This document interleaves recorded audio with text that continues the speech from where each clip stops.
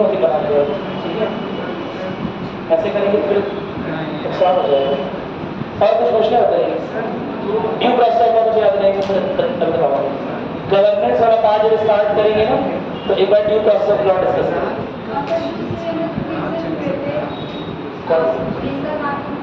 मेनका गांधी वाला केस देखा था आपने? मैंने बोला था देखने के लिए, आपको होमवर्क दिया था गवर्नेंस और मेनका गांधी वाला केस दिया था ना, देखा नहीं? क्यों नहीं, कब देखेंगे? आपको क्वेश्चन मिल गया कि नहीं मिला? मिल गया क्वेश्चन, है ना? जो क्वेश्चन आपको भेज दिए गए, अगर नहीं अभी आपको मिले हैं तो शायद आज आपको मिल जाएंगे, तो मिल गए हैं तो फिर उसे लगाइए, उसमें कुछ पूछना है बताइए। आसान आसान क्वेश्चन अभी देखते हैं। मेन से क्वेश्चन भी इसमें लगा के दिए फंडामेंटल राइट्स वाले। फंडामेंटल राइट्स के सिटीजनशिप के मेन से क्वेश्चन देखे थे आप लोगों ने? कुछ सॉल्व किया था, लिखना स्टार्ट किया? अगर अगले साल एग्जाम देना है तो फिर कैसे ऐसे होगा? उसके लिए थोड़ा सा किताब की हेल्प लेंगे। मैंने एक बेसिक बुक और आपको बता रखी है, क्लास 11 के एनसीईआरटी, क्लास 11 के एनसीईआरटी के साथ देखते रहिए, ठीक है? क्लास 12 के एनसीईआरटी जरूरी है इंटरनेशनल रिलेशन के मामले में, ठीक है? पॉलिटिकल साइंस की बात कर रहा हूँ, बात से बात नहीं कर रहा हूँ। जो राजनीति शास्त्र है उसके अकॉर्डिंग क्लास 12 की एनसीईआरटी जरूरी है इंटरनेशनल रिलेशन के मामले में, और क्लास 11 के एनसीईआरटी के दो पार्ट हैं, वो दोनों जरूरी हैं जो पार्ट भी आप पढ़ रहे हैं, गवर्नेंस और इंडियन कॉन्स्टिट्यूशन एट वर्क, ठीक है? कोई दिक्कत तो नहीं है ना? इसका जो आपके क्वेश्चन में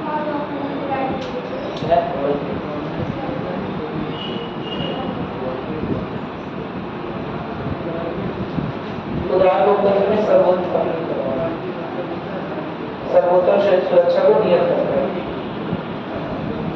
क्या इस तरीके से क्वेश्चन है?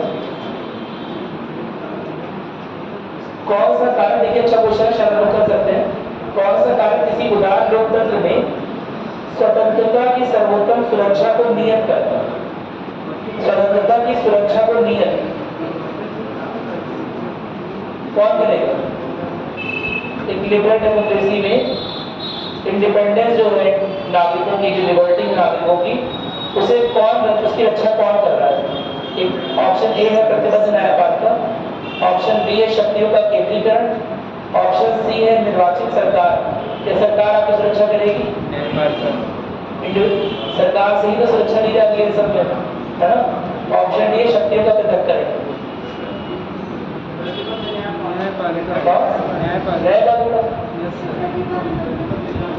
प्रतिबद्ध यानी कि कमिटेड, प्रतिबद्ध यानी कि कमिटमेंट, ठीक है? आप लोग हिंदी को मुझसे भी करते हो, इंग्लिश मीडियम है ना? अरे मेरा भी इंग्लिश मीडियम। चलो कोई बात नहीं, और कुछ पूछना है? प्रतिबद्धता तो है कमिटेड जुडिशरी, हाँ नहीं कर सकती है। जो धार्मिक संस्थान है या धार्मिक एजुकेशनल संस्थान, शैक्षणिक संस्थान, ठीक है? राज्य के विरोध में कुछ करना है, जैसे भाई राज्य के कोई नियम, ये जो क्वेश्चन पूछ रहा है बहुत वाजिब क्वेश्चन है ना? 2017-18 में अलीगढ़ मुस्लिम यूनिवर्सिटी में, है ना, उसका प्रबंधन सरकार ने किसी तरह से नियंत्रण करने की कोशिश कई बार ऐसे सरकार करती है, तो उसके खिलाफ लोग गए कोर्ट में, और यह सब चीज़ें डिस्कशन होती रहती हैं। लेकिन जो मूलभूत अधिकार है उसके अनुसार प्रबंधन में किसी भी तरह का हस्तक्षेप नहीं किया जाना चाहिए। क्या मेरी बात सुनाई?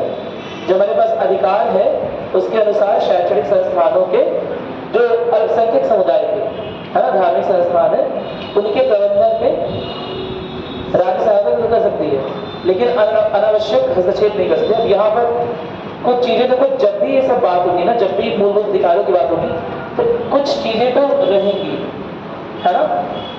पूर्ण स्वतंत्रता तो किसी चीज की नहीं, ठीक है? तो ऐसा नहीं कि कोई बहुत बड़ा हादसा होने वाला है या कुछ अंजाम, कुछ ऐसी चीज हो रही है जिसकी वजह से राष्ट्रहित खतरे में पड़ सकता है और फिर भी गवर्नमेंट इंटरफेयर ना कर सके, यह चीज नहीं। मेरी बात सुन रहे? यह इतनी स्वतंत्रता देता है कि अनावश्यक रूप से बार बार अल्पसंख्यक समुदाय के जो शैक्षणिक संस्थान है उसके प्रबंधन को गवर्नमेंट अपने हाथ में लेने की कोशिश ना करें। क्या मेरी बात समझ आ रही है? क्योंकि लोकतांत्रिक सरकार कब बहुतांत्रिक सरकार बन जाती है पता नहीं चलता। लोकतांत्रिक सरकार यानी कि वोटों की गिनती पर आ रही है, मेरी बात सुने, और कब वो वोटों की गिनती जो है वो बहुतंत्र को, जो बाहुल्य लोग जिनकी संख्या ज़्यादा है, ठीक है, तब उन्हें सपोर्ट करने के लिए पता नहीं चलेगा। तो उससे बचाने के लिए कुछ ना कुछ इस तरह के प्रोविजन किए जाते हैं। आपने श्रीलंका का एग्जाम्पल पढ़ा है? श्रीलंका में क्या हुआ था? जब आप इंटरनेशनल रिलेशन पढ़ेंगे ना, अंतर्राष्ट्रीय संबंध, तो कुछ चीज़ें आप बाहर के देशों के बारे में जानेंगे, उसमें आप श्रीलंका के बारे में पढ़ेंगे। श्रीलंका में क्या हुआ, बार बार, है ना, जो वहाँ पर सिंघल कम्युनिटी के लोग हैं, है ना, उन्होंने जो अन्य लोग हैं वहाँ पर, स्पेशली इंडियन तमिल्स, भारतीय तमिल जो लोग हैं, चाहे वो हिंदू हो चाहे मुस्लिम, भाषा के आधार पर यह वर्गीकरण था कि तमिलियन जो है वो तमिल बोलते हैं, और जो अन्य लोग हैं जो बोलते हैं खुद को श्रीलंका मूल के, श्रीलंका के मूल निवासी, वो सिंघलीज बोलते हैं, सिंहला बोलते हैं, खास भाषा होती है उसे बोलते हैं, बस इतना समझ लीजिए। तो अब जब वहाँ पर डेमोक्रेटिक गवर्नमेंट चुन के आएगी, लोकतांत्रिक सरकार चुन के आएगी, तो ऐसे में क्या होगा? ऐसे में हो सकता है वो सरकार जो है, क्योंकि वहाँ पर 80% लोग क्या है, सिंहला बोलने वाले, तो उन्हें प्रमोट करने लगेगी, उन्हें ही जॉब पर रख रही है, उनका ही यूनिवर्सिटी में प्रमोशन कर रही है, उन्हीं के लिए लॉ बना रही है, उन्हीं के लिए कानून बना रही है, उन्हीं के लिए बहुत सारी व्यवस्था चला रही है, और जो अन्य कम्युनिटीज़ हैं उन्हें साइडलाइन कर दिया, उन्हें छोड़ दिया। उसका मेजर कारण है वोट बैंक की राजनीति, क्योंकि अगर ये 80% लोग खुश रहेंगे तो क्या कभी भी ऐसी सरकार आउट ऑफ पार्लियामेंट होगी? कभी संसद के बाहर जाएगी? नहीं जाएगी, हमेशा सरकार में बनी रहेगी। क्या मेरी बात समझ आ रही है? तो इस वजह से कभी कभी यह चीज़ देखी जाती है कि लोकतांत्रिक सरकार में अल्पसंख्यकों के लिए कुछ ना कुछ इस तरह के विशेष प्रावधान किए जाए कि किसी भी लोकतंत्र की संरचना बहुतंत्र में परिवर्तित ना हो जाए। क्या मेरी बात सुने? लोकतांत्रिक संरचना जिसमें वोटों की गिनती के आधार पर है, चाहे कोई किसी भी वर्ग का हो, चाहे कोई किसी भी जाति का हो, किसी भी धर्म का हो, किसी भी भाषा को बोल रहा हो, किसी भी लिंग का हो, सबके पास वोटिंग का अधिकार कितना है? एक वोट है। मेरी बात सुने? ऐसे में अक्सर ये खतरा बना रहेगा, अगर विशेष प्रावधान नहीं लिए जाए तो अक्सर एक खतरा बना रहेगा। क्या खतरा बना रहेगा? कि जो लोकतांत्रिक संरचना है वो बहुतांत्रिक संरचना ना बन जाए। जो पार्लियामेंट में सरकार चुन के गई है वो केवल बहुसंख्यकों के बारे में ना सोचने लगे, है ना। अरे भाई, जो बहुसंख्यक नहीं है, जो अल्पसंख्यक है, जो 1% है, क्या वो इस देश का हिस्सा नहीं है? क्या उनका किसी भी तरह से इस देश के डेवलपमेंट में योगदान नहीं है? क्या मेरी बात सुन रहे हैं? और क्योंकि वो भी इस देश का हिस्सा है, उनका भी हर तरह का योगदान है, जैसे हर आदमी का, इसलिए उनके लिए भी कुछ योजनाएं तो होनी ही चाहिए। लेकिन कभी कभी क्या होता है, लोकतांत्रिक रूप से चुनी हुई सरकारें, है ना, चुनावी बैंक की जो वोट बैंक की जो पॉलिटिक्स होती है, ठीक है, उसके चलते कभी कभी क्या करती है, अल्पसंख्यक समुदायों को दरकिनार कर देती है, मुख्य व्यवस्था में नहीं आती। मेरी बात सुन रहे? तो उससे बचने के लिए, अब ये इससे बचाने की भी जिम्मेदारी किसकी है? सरकार ऐसी ना हो जाए कि लोगों के धर्म के आधार पर क्या करने लगे, भेदभाव करने लगे, पक्षपात करने लगे। इससे भी बचाने की जिम्मेदारी किसकी है?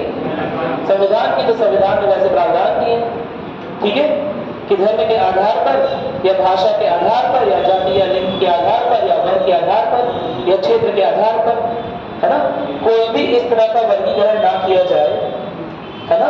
या अगर वर्गीकरण किया भी जा रहा है तो जो अल्पसंख्यक समुदाय हैं उनके लिए विशेष प्रावधान नहीं थे।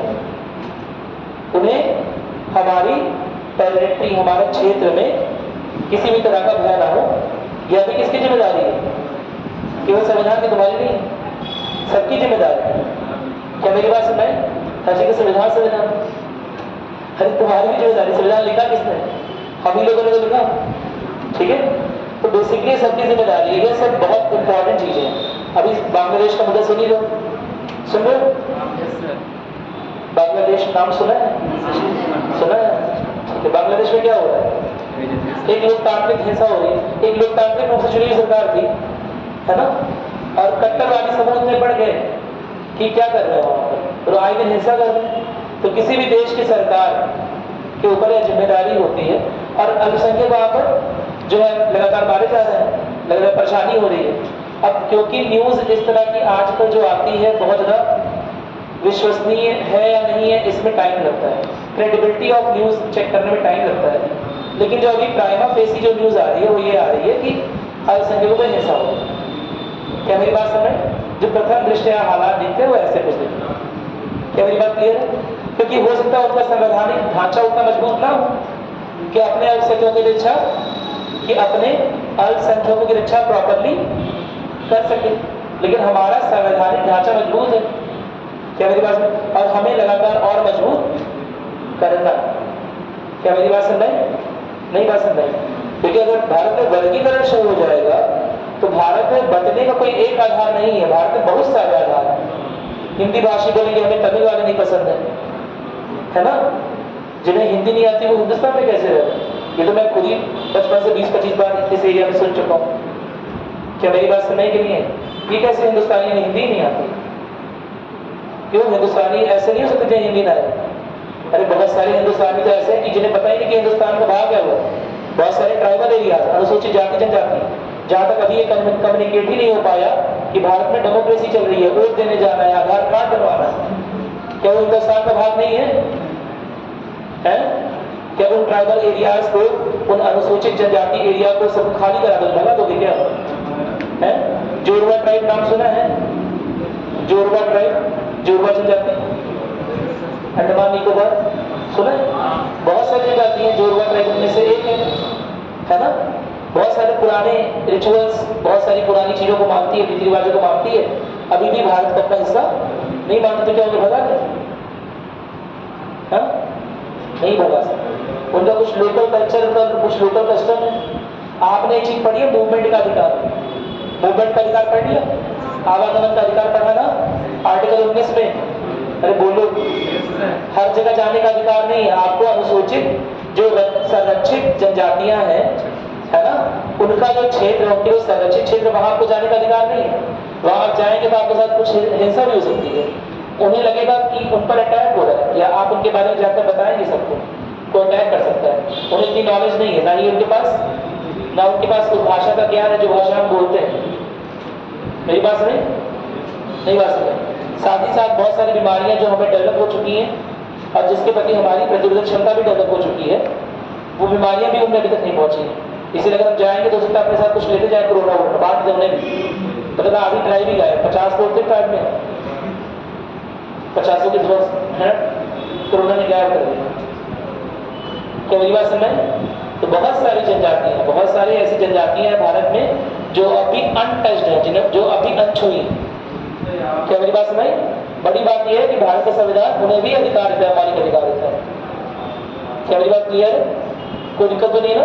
उन्हें अलग से रिकॉग्नाइज करता है। आप वहां जा नहीं सकते, आपको आवागमन करने का अधिकार है, लेकिन आप हज का नहीं सकते। आपने देखा ही था, इसके बारे में देखा था। उसी तरह वहां भी आप जा नहीं सकते, ठीक है? जो अनुसूचित जातियों के क्षेत्र है, जो संरक्षित अनुसूचित जातियों के क्षेत्र है, वहां आप जा नहीं सकते। अगर जाएंगे तो आपकी जान भी जा सकती है। मेरी बात समझ? कोई दिक्कत तो नहीं? और कुछ मैं आपको बता रहा हूँ कि सब अधिकारों के जितने भी अधिकार हमने पढ़े, सबकी कुछ ना कुछ क्या है, सीमा रेखा है, ठीक है? सब अधिकारों की तयशुदा सीमा रेखा है, उसके अंदर ही हमें प्रैक्टिस करना है। अधिकार है, इसका मतलब किसी भी तरह का उपयोग नहीं कर सकते। फॉर एग्जाम्पल, अभी अल्पसंख्यक समुदाय संबंधित शैक्षणिक संस्थानों की बात हुई, ठीक है? तो उसके प्रबंधन की जिम्मेदारी उन्हीं पर है। अगेन तभी तक है जब तक राष्ट्रहित किसी भी तरह से कंप्रोमाइज नहीं होगा, किसी भी तरह से राष्ट्रहित तक समझौता नहीं कर सकते हैं। ये तो आपने सारे मौलिक अधिकारों में देख लिया ना, ये तो आपने सारे मौलिक अधिकार। सबसे बड़ा अधिकार जीवन जीने का अधिकार है। अगर वहां पर भी राष्ट्रहित से समझौता हो रहा है तो आपका जीवन नहीं छीन सकते हैं। आप गोलीबारी कर रहे हैं, टेररिस्ट बन रहे हैं, है ना? क्या राज्य आपको गोली नहीं मरवा सकता है? मरवा सकता है। तब फिर जीवन जीने का अधिकार कहां पर है? ऐसे चिपका दोगे आर्टिकल 21 संविधान का, अपने माथे पर गोलीबारी करोगे, राज्य नहीं कुछ बोलेगा, बोलेगा ना? अरे बोलो, मेरी बात समझ। तो ये सारे अधिकार निश्चित सीमा रेखाओं के ही अंदर, ठीक है? क्या मेरी बात समझ आ गई? और कुछ पूछना है? एक क्वेश्चन फंसा हुआ ड्यू प्रोसेस का, वो समझाऊंगा, गवर्नेंस का समझाऊंगा, ठीक है? अभी गवर्नेंस के बहुत अच्छे करवा ठीक है? और कोई डाउट? आगे बढ़ो।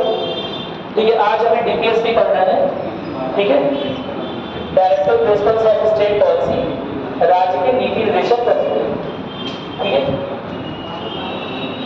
तो पहले थोड़ा सा देख लेते हैं, एक चीज समझ लेते हैं, उसके बाद देखेंगे।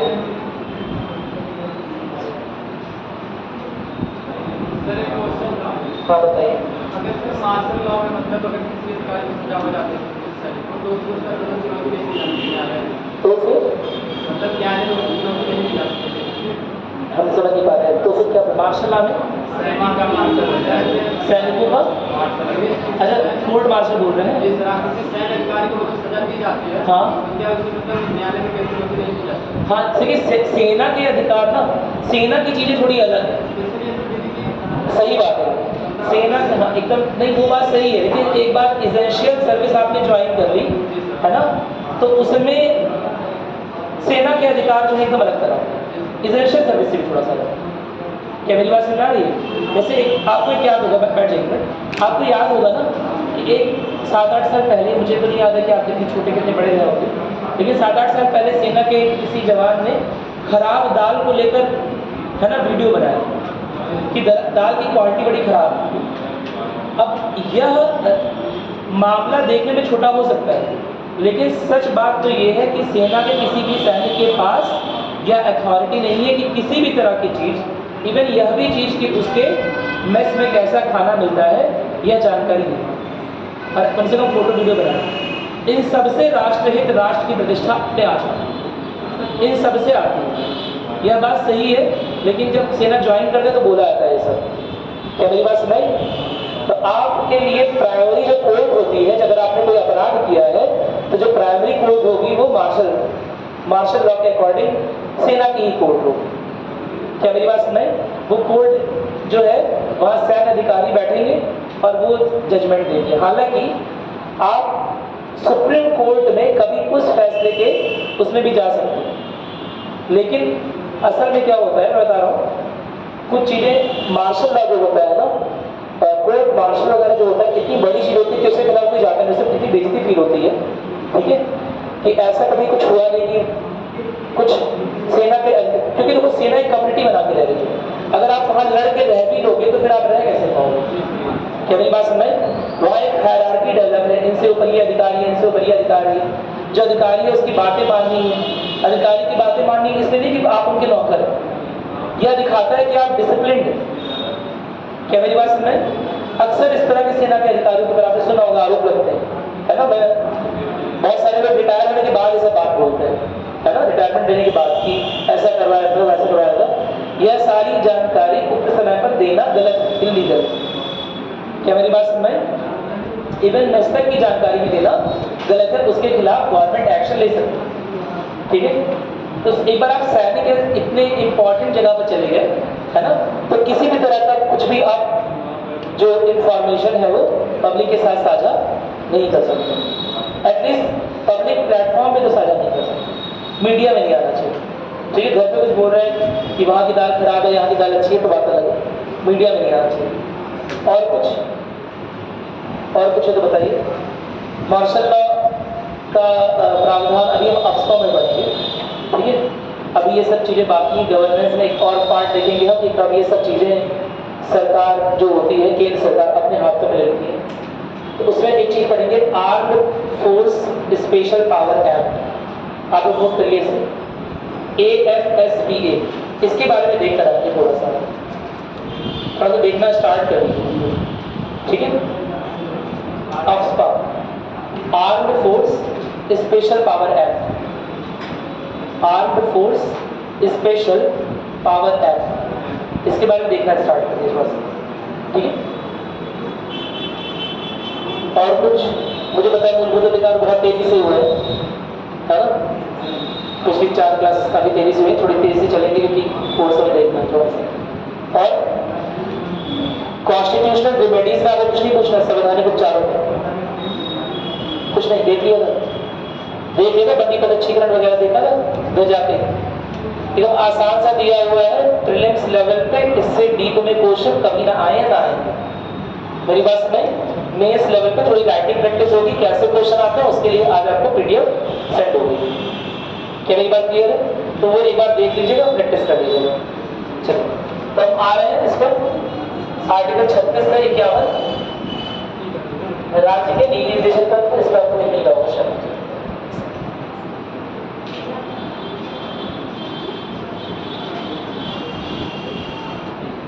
Directive principle of state policy बोलते हैं, ठीक है। सिद्धांत लिखा हुआ है, इस चीज के बारे में एक बार मैंने और बात की थी। सिद्धांत, मूल्य, उद्देश्य, ये सब चीजें सुनने में तो एक जैसी हैं, लेकिन क्या एक है? अगर एक होती तो अलग अलग शब्दों का इस्तेमाल नहीं करते। पहली बात, क्या मेरी बात समझ? अब सिद्धांत क्या होता है उस पर आ रहा है। कुछ मूल्य और सिद्धांत हमारे उद्देशिका में दिए थे और फिर प्रस्तावना में ले लिए थे, ठीक है। उसके बारे में बात हुई थी। वो जो आगे लिखे हुए हैं, है ना, जो सॉवरेंटी है, संप्रभुता है, समाजवादी स्ट्रक्चर है, धर्मनिरपेक्षता है, इन सारे सिद्धांतों के साथ ही हमारे संविधान को गढ़ा गया है, रचा गया है। क्या मेरी बात समझ?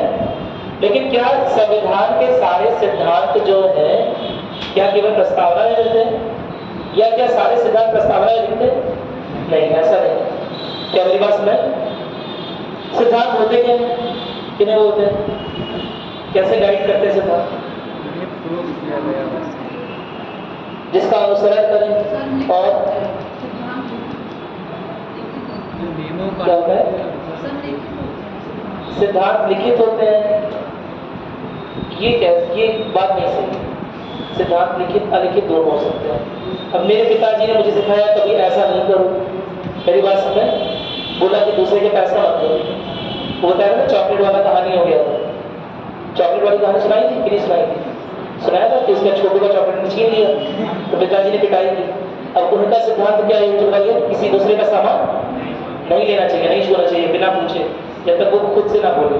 या तो उसने टॉर्चर करोगे वो खुद दे दे कि भैया ले लो। मेरी बात सुनाई, या तो मत लो, छीन के तो मत लो, गिरा विरा के मत लो। मेरी बात सुनाई, गिरा के ले भी लिया तो उसे रोने मत दो, उसे चुप कराओ, उसे बोलो कि ये मेरा है, हक है मेरा, है ना, उसे एहसास करा इस बात का। मैं तुम्हें क्या बताने की कोशिश कर रहा हूँ, समझा रहा हूँ अभी मैं। जब यह सिद्धांत जीवन में आ गया तो उसके बाद क्या हुआ, उसके बाद मुझे समझ में आ गया कि मेरे पिताजी का सिद्धांत क्या है।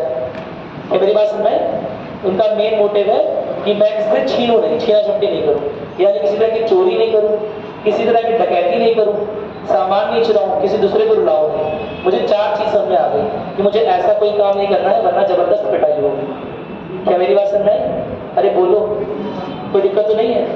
तो यह हो गई मूल सिद्धांत वाली बात। मैंने अपने एक्शंस को फिर उसकी तरह किया, मैंने अपने एक्शंस को जो भी मैंने कार्य किए उसके बाद फिर उसकी तरह किया, ऐसे कार्य किए जिससे कुछ चोरी का इल्जाम ना लगे मेरे ऊपर।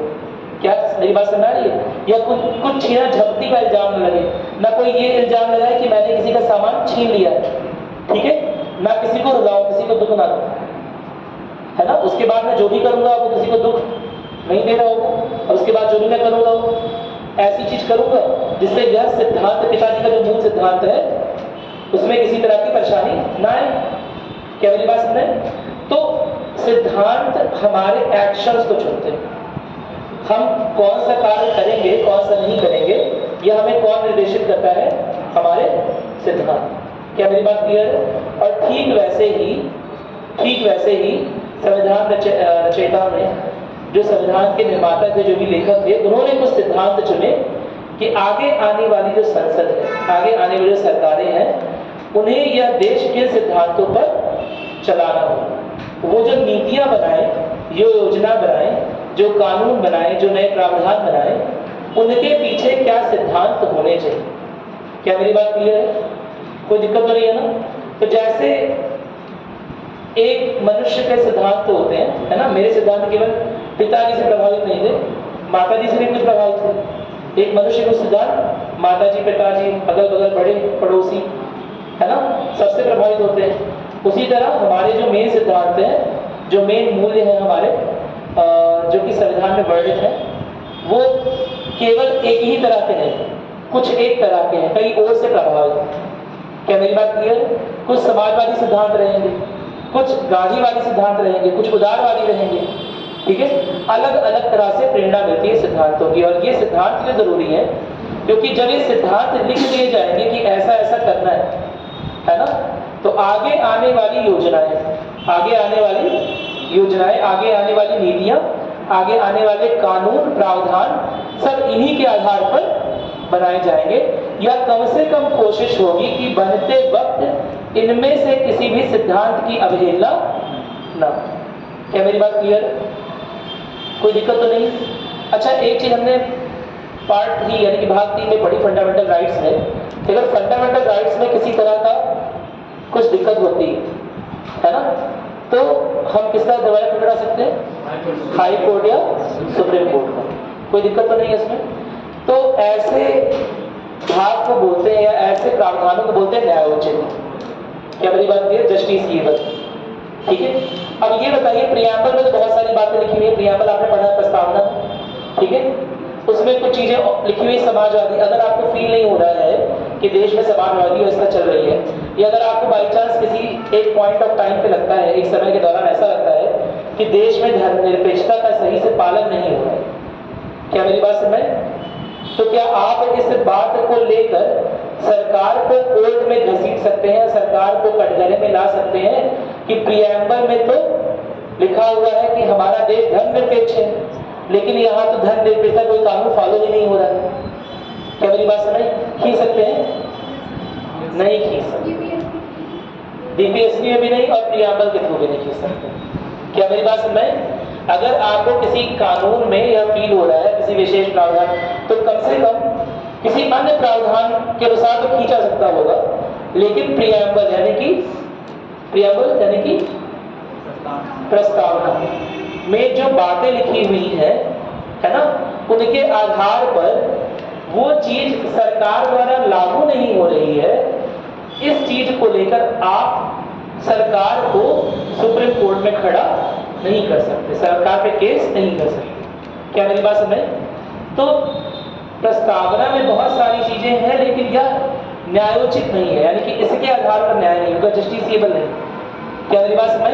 मैंने आपको एक चीज निर्देशक ने क्वेश्चन भी आप लोगों ने इस पर किया था कि भले ही प्रस्तावना न्यायोचित नहीं है, लेकिन अन्य प्रावधानों के साथ मिलकर सुप्रीम कोर्ट को गाइड करती है।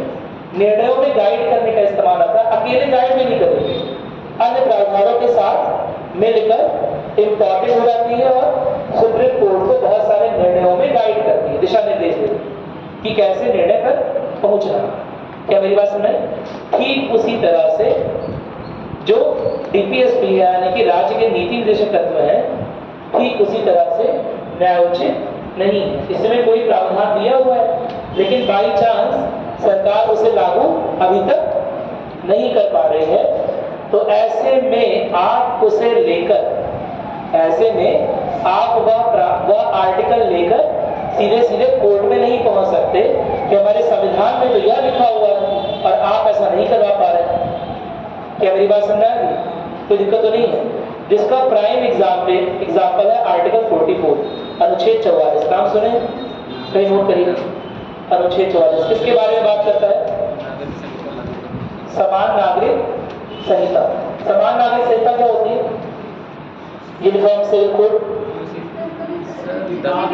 संपत्ति कर संपत्ति। हाँ, कुछ न्यूनतम जो सिद्धांत रहेंगे ना, यूनिफॉर्म तो सबके लिए नहीं होगा, कुछ न्यूनतम जो कानून होने हैं वो सारे के सारे धर्मों के, जातियों के सबके लिए एक हो जाएंगे।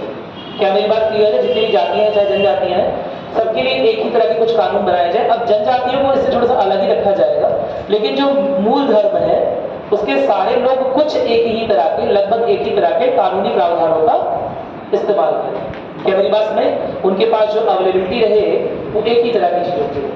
क्या मेरी बात क्लियर है? कोई दिक्कत तो नहीं? भाई किसी धर्म में कुछ अलग प्रावधान दिया है, किसी धर्म में कुछ अलग प्रावधान दिया है, ऐसे में समानता को लागू करना बड़ा मुश्किल हो जाएगा। ऐसे में समानता को लागू करना बड़ा मुश्किल हो जाएगा। क्या मेरी बात समझ में? किसी धर्म में ऐसा है कि बहुत जल्दी तलाक मिल गया, किसी धर्म में ऐसा है कि तलाक देने का प्रावधान ही नहीं है। दोनों क्या असमानता को नहीं ला रहा है? ला रहा है ना। एक में कितना भी परेशान कर लो, तलाक ही ऐसा कोई धर्म लेटर सपोज ऐसा बन गया, कितना भी परेशान कर लो, टॉर्चर कर डालो, है ना।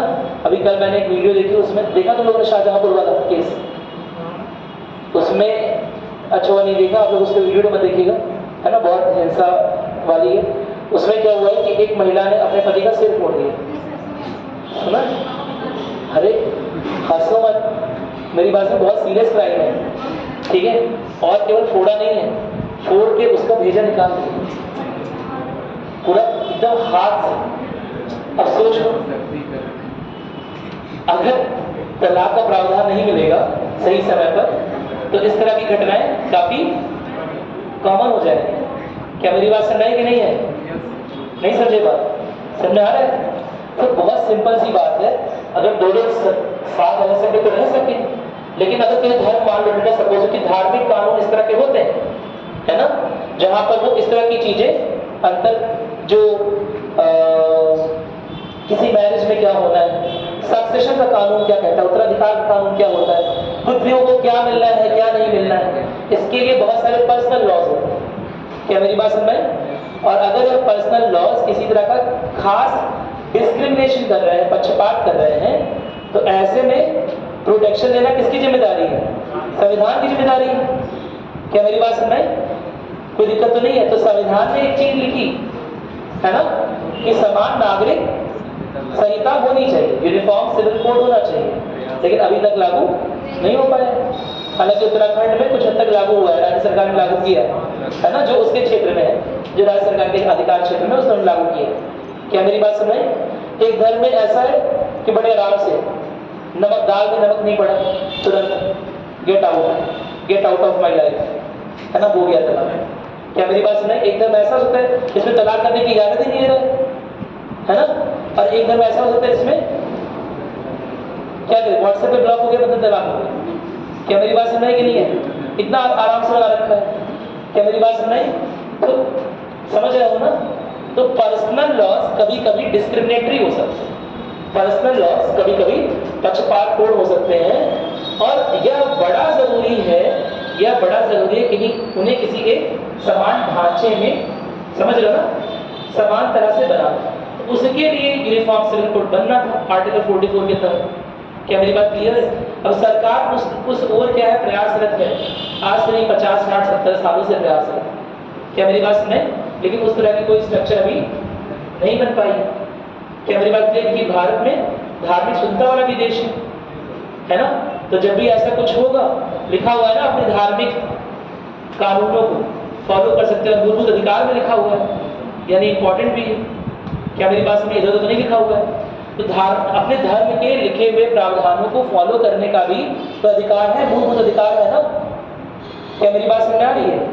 तो इस वजह से फॉलो नहीं हो पा रहा। तो इसका मतलब एक बात तो निश्चित रूप से हम इस एग्जाम्पल से समझ सकते हैं कि आर्टिकल 36 से 51 में जो चीजें लिखी हुई है बीपीएसपी के अंतर्गत, राज्य के नीति निर्देशक तत्वों के अंतर्गत, वो चीज न्यायोचित नहीं। सरकार को उस दिशा में प्रयास करना है, उस तरह के कानून बनाने हैं, लेकिन ऐसा अगर कानून कोई नहीं बन पा रहा है तो उसके लिए हम सरकार कटघरे में नहीं बुला सकते। क्या मेरी बात क्लियर है? कोई दिक्कत तो नहीं है ना? लेकिन मिनर्वा मिल्स के केस में, 1980 के केस में, है ना, सुप्रीम कोर्ट ने यह निर्णय दिया कि भले ही जो नीति निर्देशक तत्व है वो न्यायोचित नहीं है, लेकिन फिर भी किसी भी रूप से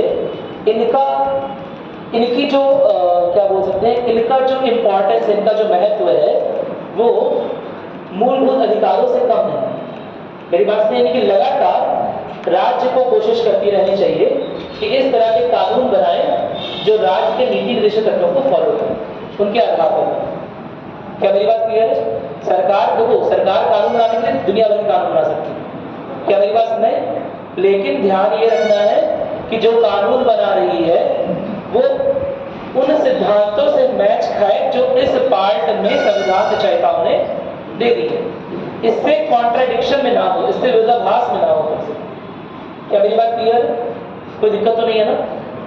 तो सरकार का एक तरह से काम क्या है? सरकार का काम है एक्शन लेना, एक्शन लेने की लेजिस्लेशन लेना, लेजिस्लेशन की विधायिका के रूप में कुछ विधान बनाना, कुछ प्रावधान बनाना, कुछ बिल बनाना, और वो सारे बिल जो हैं वो आर्टिकल 36 से 51 में जो पार्ट दिए हुए हैं उनके विरोधाभास में नहीं होना चाहिए, उनके सपोर्ट में होना चाहिए, उनके तरह से होना चाहिए।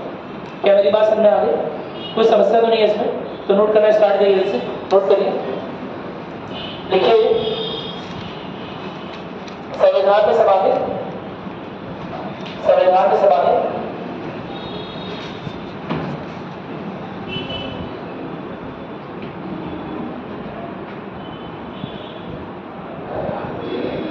संविधान में समाहित भाग 4 में यह सिद्धांत,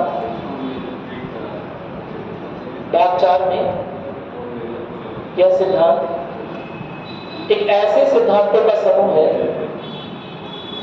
एक ऐसे सिद्धांतों का समूह है जो सरकार को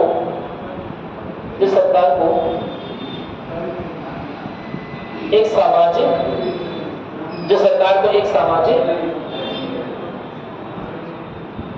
और आर्थिक न्यायपूर्ण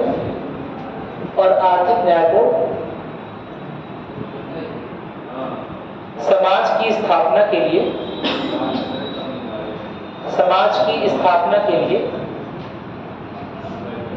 न केवल मार्गदर्शन देता है, साथ ही साथ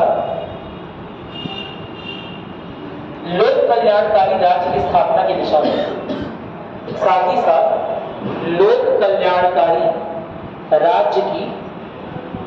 कल्याणकारी इंग्लिश बोलते हैं वेलफेयरिस्टिक स्टेट, ठीक है? कल्याणकारी राज्य, लोक कल्याणकारी राज्य की स्थापना की दिशा में प्रयास करने के लिए प्रेरित करता है।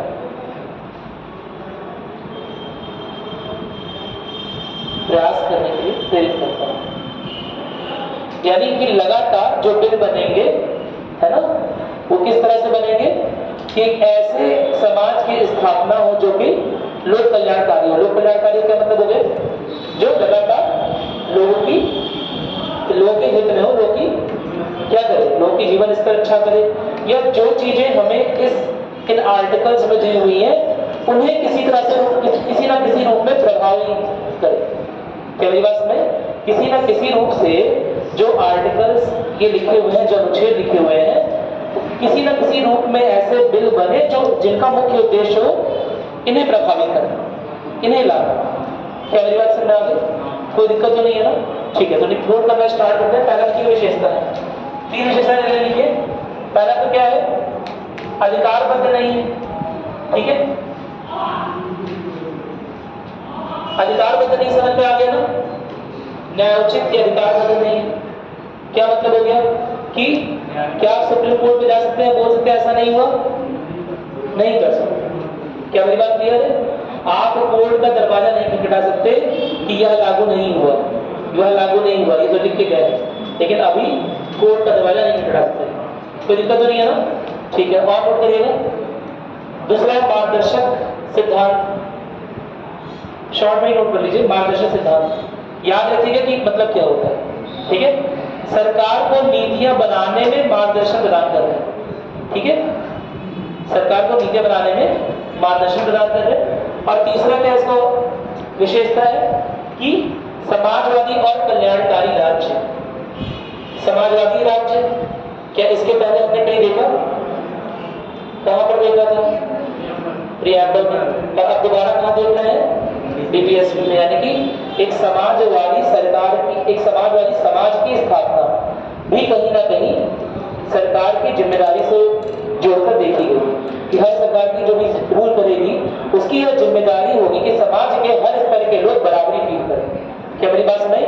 समाज का कोई भी वर्ग जो है वो पीछे ना छूट जाए, किसी भी आधार पर, उस पर सामाजिक आर्थिक किसी भी आधार पर पीछे ना छूट जाए। क्या मेरी बात क्लियर है? कोई दिक्कत तो नहीं है इसमें? ठीक है। कल्याणकारी राज्य की स्थापना क्या हो गया? कल्याणकारी राज्य किसे बोलते हैं? लोग किससे जुड़े हो, लोगों को हित कैसे करती है गवर्नमेंट? 5 केजी राशन, हाँ, पिटाई करके स्टूडेंट्स की पिटाई तो जरूरी सही मजबूत होगा। प्रोटेस्ट करोगे, पिटाई होगी तो सही मजबूत होगा कि नहीं होगा? होगा। तब फिर कल्याणकारी राज्य की स्थापना कैसे होगी बताओ? पेपर लीक, एक वैकेंसी का 8 साल। अरे एक बार पेपर लीक हो गया, अब दोबारा से एग्जाम दोगे, प्रैक्टिस होगी, प्रैक्टिस से प्रैक्टिस करते जाओगे। क्या मेरी बात समझ नहीं है? तो कैसे करेगा बताओ?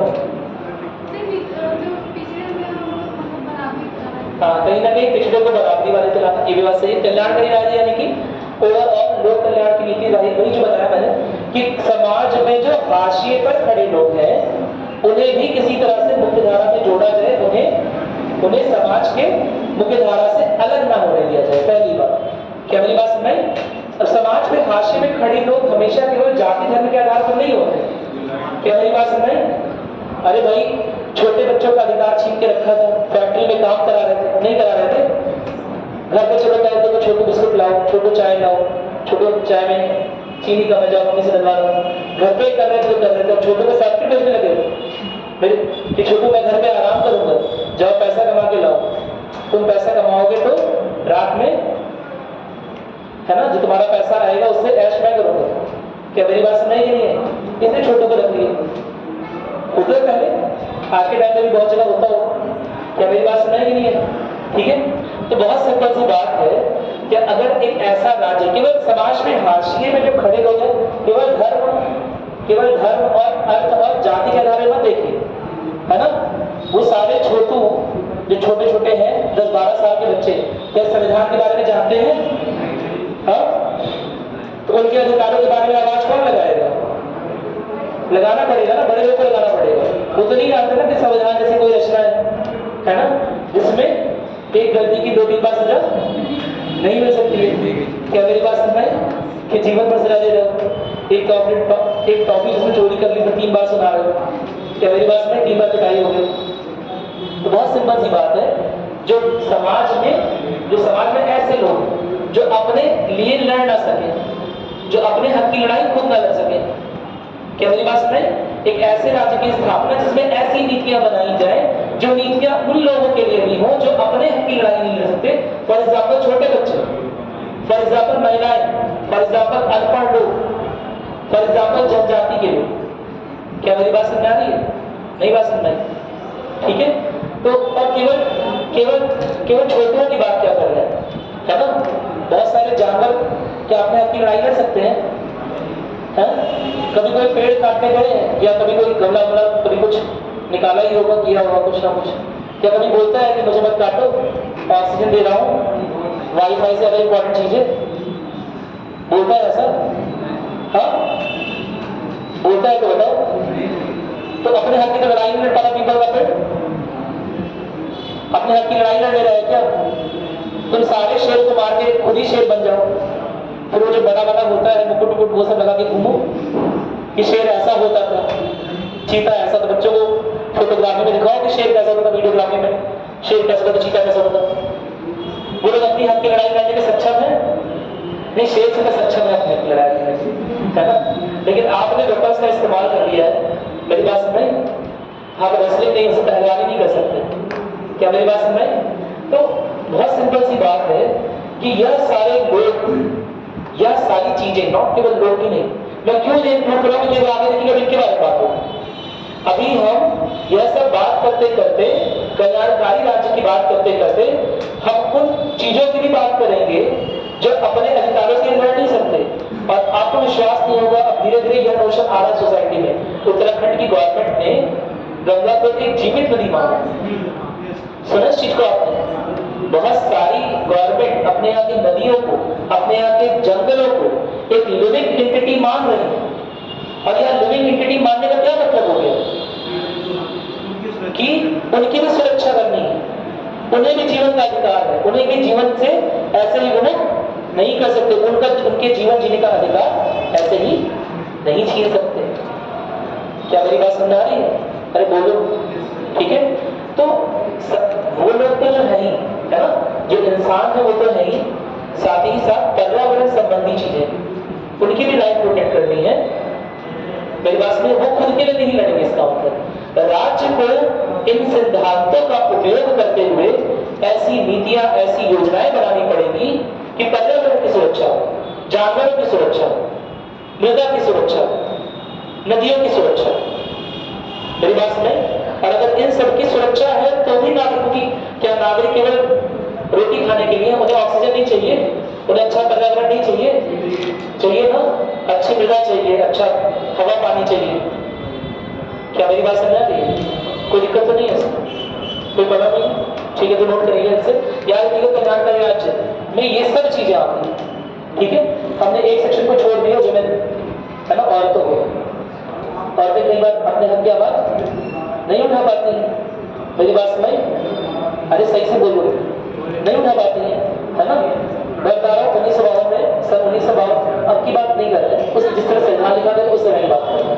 ठीक है, 1952 में, अभी तो मैं एग्जाम्पल दिया हूँ, ठीक है, 1952 में क्या हुआ कि यह देखा गया, कई बार ऐसा हो गया, तो पहला इलेक्शन होता था, पहला लोकतांत्रिक चुनाव हो रहा था, उसमें यह देखा गया कि यह बोल दिया गया पतियों द्वारा कि अरे हम जो बोल रहे हैं वही तो हमारे यहाँ की महिलाएं वोट करेंगी, तो क्यों ना इनके यहाँ पर, इनकी जगह पर हम ही वोट करें। कहाँ महिलाओं को बुलाओगे हमारे लिए, हमें खुद वोट कर रहे हैं। हमारी 3 बीवियां हैं, तीनों के नाम पे हम वोट करेंगे। हमारे 4 बच्चे हैं, चारों के नाम पर हम वोट करेंगे। राजा दशरथ की बात नहीं कर रहा हूँ, 3 बीवियां 4 बच्चे। मेरी बात सुन रहे हैं, मैं ऐसी जनरल बात कह रहा हूँ। क्या मेरी बात क्लियर है? पैट्रियार्कल नोशन है सोसाइटी में, फिर सत्तात्मक का भाव है। क्या मेरी बात क्लियर है?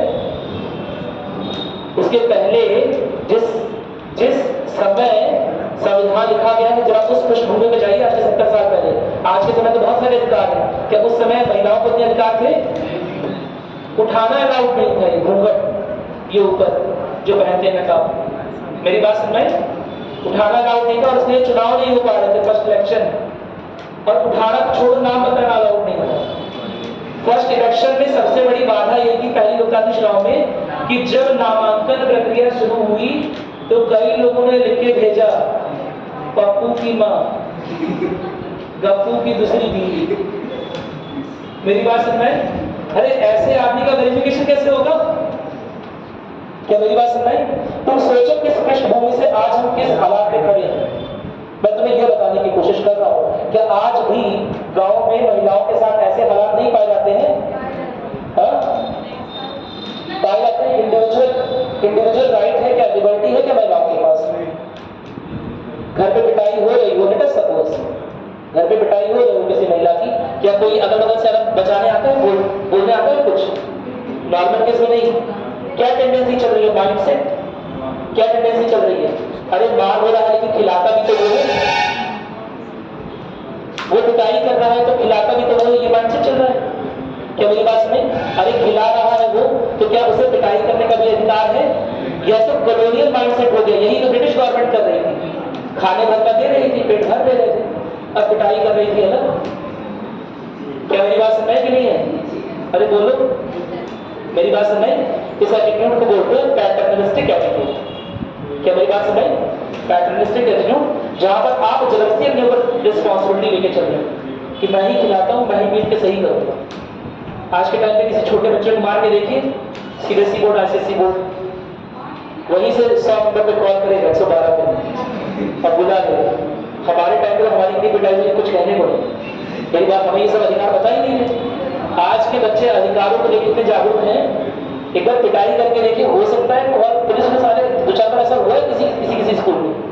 मेरी बात सुनाई, जहां मार दिया हो, चोट लगी हो, खून आ गया हो, हमारे टीचर तो रुकते ही नहीं रहता, खून ना निकल रहा है। मेरी बात सुन रहे कि अगर हल्का सा कुछ हो गया हो, चोट लग गई हो, हाथ पैर टूट गया या कुछ ऐसा ही हल्का सा हो गया, तो पुलिस तक बात पहुंच जाएगी। क्या मेरी बात सुन रहे? क्योंकि अब हम, ये गंदी बात नहीं है, सही बात है, क्योंकि अब हम उस दौर में रह रहे हैं जहां इंडिविजुअल लिबर्टी की, व्यक्तिगत स्वतंत्रता की ज्यादा महत्व है। व्यक्तिगत स्वतंत्रता का महत्व लगातार बढ़ रहा है एज कंपेयर टू हमारे सामाजिक ढांचे। सामाजिक ढांचा टूटता है, परिवार टूटता है, ठीक है? क्या मेरी बात सुनाई? लेकिन व्यक्ति की व्यक्तिगत स्वतंत्रता इंपॉर्टेंट है, पहले नहीं इंपॉर्टेंट। क्या मेरी बात सुनाई? पिता ने 4 थप्पड़ मारा बच्चे को, बच्चा वहीं गिर के बेहोश है। क्या मेरी बात सुनाई? अब बच्चा ऐसा नहीं करेगा, बच्चा बदमाश हो गया, वो कॉल कर सकता है। अब कोतवाल आएगा तो हड़काएगा, पिता को हड़काएगा। तुम्हें खिलाते हो तो क्या हुआ? मारने का हक इस तरह से तुमको भी नहीं है, भले ही तुम खिलाते हो। क्या मेरी बात सुन रहे?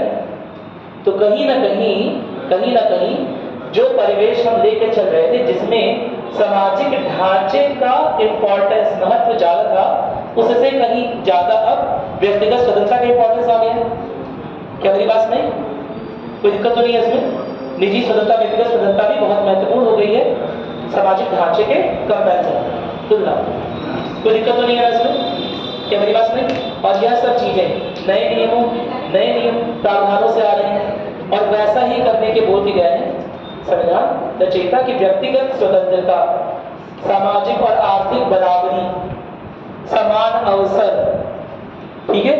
यह वो सारी चीजें हैं जिन पर हो सकता है कि सारे मूलभूत अधिकार लिखने के बाद भी कोई ना कोई गैप बचा रह जाए। तुम समझो ना बात जो मैं कह रहा हूं। क्या जवाहरलाल नेहरू से मैं व्हाट्सएप चलाते थे तो उन्हें कैसे पता चलेगा व्हाट्सएप में क्या हो रहा है, कौन किससे कैसे लड़ाई लड़ रहा है, किसका नंबर कौन से मिसयूज कर ले रहा है, कौन किसकी डीपी कौन उठा के कहां लगा दे रहा है। क्या मेरी बात सुन रहे? ठीक है? तो जो नए कानून बनने हैं, नए प्रावधान बनने हैं, उसका आधार अगर नहीं रखेंगे तो नया कानून बनेगा कैसे? क्या मेरी बात सुन रहे? अगर पहले से निर्देश लेके नहीं जाएंगे, कि जो भी आप नए कानून, नए प्रावधान बनाइए, है ना, उनका बेसिस, उनके आधार ये होना चाहिए, तो नया कानून बनेगा कैसे? क्या मेरी बात समझ आ गई? कोई दिक्कत तो नहीं है इसमें? अरे बोलो, ठीक है? इसलिए यह लिखे गए थे ताकि अगर कुछ गैप भी छूट रहा है मूलभूत अधिकारों में या किसी अन्य प्रावधान में, संविधान में कहीं भी कोई गैप छूट रहा है, तो आने वाली सरकारों को पता होना चाहिए कि अब हमें नए बिल या नए कानून कैसे बनाने, है ना, और बनाते वक्त किन बातों का ध्यान रखना है। इन प्रिंसिपल्स के विरोध में, इन सिद्धांतों के विरोध में नहीं होने चाहिए, इन सिद्धांतों का सपोर्ट करने वाले कानून बनाए। क्या मेरी बात क्लियर है? इसमें से एक चीज होती है तुम्हारी समाजवादी और कल्याणकारी राज्य की स्थापना, समझा दिया मैंने। कोई दिक्कत तो नहीं है ना? समाजवादी राज्य किसे बोलते हैं? बता चुका हूं पहले भी। समाजवादी राज्य किसे बोलते हैं? क्या अंतर होता है समाजवादी व्यवस्था और साम्यवादी व्यवस्था में? क्या अंतर होता है समाजवादी साम्यवादी व्यवस्था में? और अच्छे से पढ़ते हैं कि हम यूपीएससी की तैयारी कर रहे हैं। क्या अंतर है socialism, communism, Maoism, Leninism, Marxism? सुन रहे हो? नोट करते चलो, सुनो नहीं, इसका भूल जाओ, देखते आओ तो बोल सकते, ठीक है? माओइज्म, लेनिनिज्म, मार्क्सिज्म, नहीं इधर एक और चलो, माओइज्म, लेनिनिज्म, मार्क्सिज्म, मार्क्सवादी, माओवादी, ठीक है, लेनिनवादी, इसी तरह बनाएंगे, ठीक? सोशलिज्म यानी समाजवादी, कम्युनिज्म यानी कि साम्यवादी, ठीक है? इन सारी व्यवस्थाओं में क्या अंतर है देखिए आएंगे आप लोग। या इंटरनेशनल इशू वैसे भी पता होना चाहिए, क्योंकि जीएस पेपर 1 और पेपर 2 में इसका बहुत रोल है, इंटरनेशनल रिलेशन में भी और हिस्ट्री में भी। क्या मेरी बात समझ? तो यह चीज आपको देखनी चाहिए मेरे ख्याल से, अपने एंड से लेके आपको कोई दिक्कत तो नहीं है ना? लिखवा दिए, 5 6 लिखवा दिए, चलो ठीक है। अब हम बीपीएस की स्टार्ट कर रहे हैं, ठीक है? मुख्य रूप से अगर हम देखें तो 3 प्रमुख वर्ग में, जितना भी 36 से 51 का पार्ट है, उन्हें हम 3 प्रमुख वर्ग में डिवाइड कर सकते हैं। मैंने बताया ना, कुछ सिद्धांत में किससे सीख रहा हूं, कुछ सिद्धांत किससे सीख रहे हैं? अरे इंडिविजुअल को लेके चलो। कुछ सिद्धांत आपने किससे सीखे? पिताजी से। कुछ सिद्धांत किससे सीखे? माता जी से। और कुछ सिद्धांत सीखे अगल बगल के पास पड़ोसियों से। क्या मेरी बात सुनाई? कोई दिक्कत तो नहीं है? तो ठीक उसी तरह से जिन सिद्धांतों का इसमें वर्णन है, वह केवल एक ही ढर्रे को फॉलो नहीं करते, केवल एक ही ढर्रे पर नहीं चलते। मेरी बात सुनाई? अलग अलग तरह के सिद्धांतों की बात होगी। क्या मेरी बात क्लियर है? ढर्रा यानी कि पैटर्न जिसमें चलते हैं, ढर्रा ढर्रा नहीं समझ तो देख लेना, ऐसे भी गूगल पर गूगल तुम लोग कर ही ले सकते हो। ठीक, चलो पहला है सामाजिक और आर्थिक सिद्धांत। इंपॉर्टेंट ये है सामाजिक और आर्थिक सिद्धांत। सामाजिक और आर्थिक सिद्धांत यानी कि जहां पर हम चाहते हो या राज्य या हम संविधान के द्वारा चाहते हो कि राज्य ऐसी ही योजनाएं बनाए, राज्य ऐसी ही योजनाएं बनाए, ऐसी ही नीतियां बनाए, ऐसे ही प्रावधान बनाए जिससे सामाजिक बराबरी और आर्थिक बराबरी लोगों के बीच में आए, सामाजिक समानता और आर्थिक समानता। क्या मेरी बात सुनाई? मैंने आपको चीज बताई थी सोशियो इकोनॉमिक, सामाजिक आर्थिक, है ना। उसमें उस समय बताते वक्त मैंने एक बात बोली थी कि यह कोई जरूरी नहीं है कि केवल अंबानी जी यहाँ पर आए और तब तुम मेरा ग्लास चाय का छीन कर उन्हें दे दो। मेरी बात समझाया था, एग्जाम्पल दिया था कि आकाश अंबानी आए यहाँ पर, तुम्हारे पास मेरे सपोज एक ही ग्लास चाय है, एक ही कप चाय है ना, और उन्हें चाय पीने का मन है, तुमने मुझे दिया हुआ है, तो मुझे चीनी किसे दोगे? उसे दे, अरे दे दोगे तुम लोग, अरे तुम लोग बोल रहे हो लेकिन असल में दे दोगे। मेरी बात में सुनो, पूरी बात, नकली नहीं बनना, असली बनो, ठीक है। अगर दे दो तुम्हारा फायदा है। पहली बात समझे, बहुत सिंपल सी बात है, दे दोगे, असली बात नहीं कि दे दोगे। यह वो आधार है जो आर्थिक प्रतिष्ठा के अनुसार हम किसी का सोशल स्टेटस को आंक रहे होते हैं, हम किसी के सामाजिक कद को उसकी आर्थिक प्रतिष्ठा के अनुसार या उसकी आर्थिक जो भी उसकी वैल्यू है ना, आर्थिक जो उसका मूल्य है उसके अनुसार उसकी सामाजिक प्रतिष्ठा को आंक रहे होते हैं। नो डाउट कि अगर यहाँ पर मैं हूँ, अंबानी जी है, तो आप है ना बोलते हुए साइड कर दो, अरे हड्डी मुझे फोड़ कर जा रहे हैं, साइड कर दो। और मैं ये केवल आर्थिक आधार पर नहीं कह रहा, है ना, केवल समाज के आर्थिक आधार पर सामाजिक प्रतिष्ठा देता है। दिमाग लगाओ समाज में प्रतिष्ठित व्यक्तियों का, सोचो इसके बारे में, क्या समाज केवल आर्थिक आधार पर प्रतिष्ठा देता है? नहीं। बहुत सारे धर्मगुरु आर्थिक आधार पर कमजोर है, बहुत सारे धर्मगुरु आर्थिक आधार पर कमजोर है ना, बहुत अच्छी अर्थव्यवस्था नहीं होगी उनकी धर्म की, लेकिन फिर भी धर्म के आधार पर भी आप उन्हें इंपॉर्टेंस दोगे कि नहीं दोगे? देखते हो कि आपके धर्म में या आपकी बात उनकी बातें आपके ज्यादा समझ में आती है। क्या मेरी बात समझ? तो इस तरह समाज में वर्गीकरण का या वरीयता क्रम के कई सारे आधार होते हैं, केवल आर्थिक आधार नहीं। लेकिन फिर भी किसी तरह की सामाजिक समानता बनी रहे समाज में, इसके लिए राज्य को नीतियां बनाना। क्या मेरी बात समझ? केवल आर्थिक आधार ही नहीं होता है समाज में असमानता का, जाति व्यवस्था आधार है, धर्म आधार है, भाषा का आधार कितना बड़ा है ना। अरे बोलो, दिखाओ तुम लोग भाषा का एग्जाम्पल दो। तुम लोग का रिवर वाला चैप्टर कंप्लीट हो गया है, नदियां, भारत की नदियां हो गया है। दक्षिण भारत की गंगा किसे बोलते हैं? कभी सुना है गोदावरी या नर्मदा, जो भी तुम आंसर बोल रहे हो, इसे हम दक्षिण भारत की गंगा क्यों बोलते हैं? क्योंकि गंगा को उत्तर भारत की गोदावरी बोल देते हैं। सोचे नहीं? क्यों नहीं सोचे? उत्तर भारत में गंगा से ज्यादा फायदा होता है। उत्तर भारत, अच्छा, दक्षिण भारत में नहीं फायदा होता है, क्यों नहीं? उनके अनुसार सोचे, क्यों अपने अनुसार सोचे? गंगा की सभ्यता अलग है। यही चीज मुश्किल है, इसी माइंडसेट से उभरना है। जितनी इंपॉर्टेंट, जितना महत्व तो आपका गंगा के लिए, उतना हो सकता है उनके लिए नर्मदा, गोदावरी, कावेरी का। क्या मेरी बात सुनाई? लेकिन आप कल्चरल सुपीरियॉरिटी के चलते, सभ्यता और पॉपुलेशन के चलते, क्या मेरी बात सुनाई? क्या होता है कि अक्सर जिनकी पॉपुलेशन ज्यादा होती है, जिनकी सभ्यता हावी होती है, वह दूसरों पर इस तरह का इंपोजिशन कर देते हैं। कभी सुना है कि गंगा को बोलते हैं उत्तर भारत की गोदावरी, उत्तर भारत की कुछ कावेरी? क्यों नहीं बोल रहे? बोलना चाहिए, जैसे कभी सुना है? चलो इससे तो तुम लोग नहीं समझ पा रहे हो क्योंकि तुम लोग उत्तर भारतीय हो, लेकिन जो एग्जाम्पल दे रहा हूँ वो समझ जाओगे। शेक्सपियर ऑफ इंडिया किसे बोलते हैं? शेक्सपियर ऑफ इंडिया किसे बोलते हैं? कालिदास शेक्सपियर से बहुत पहले जिए थे। अपने तमाम जीवन में जितनी रचनाएं उनकी हैं, उसका आधा भी शेक्सपियर ने नहीं किया। क्या मेरी बात नहीं? जितनी कठिन भाषा और जितनी अच्छी भाषा क्लासिकल संस्कृत उनकी है उतनी शेक्सपियर की नहीं है। तो क्यों नहीं शेक्सपियर को यूरोप का कालिदास बोलते हैं, क्यों कालिदास को शेक्सपियर ऑफ इंडिया बोलते हैं? शेक्सपियर पूरे दुनिया को अरे बेवकूफ लड़के, उसका कारण ये है, सुनो मेरी बात, उसका कारण ये है कल्चरल सुपीरियरिटी। हर एक सभ्यता दूसरी सभ्यता जिसे निम्न समझती है उसके ऊपर डोमिनेट करने की कोशिश करती है। मेरी बात सुन रहे हैं? उसे अपने काबू में रखने की कोशिश करती है, उस पर नियंत्रण स्थापित करने की कोशिश करती है। क्या मेरी बात सुनने आ रही है?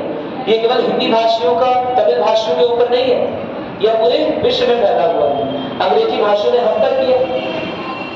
नेपोलियन, इंडिया का नेपोलियन किसे बोलते हैं? पहले समुद्रगुप्त आया कि पहले नेपोलियन आया था? तो क्यों नहीं यूरोप का समुद्रगुप्त से बोलते हैं, क्यों इंडिया का नेपोलियन इसे बोल रहे हैं?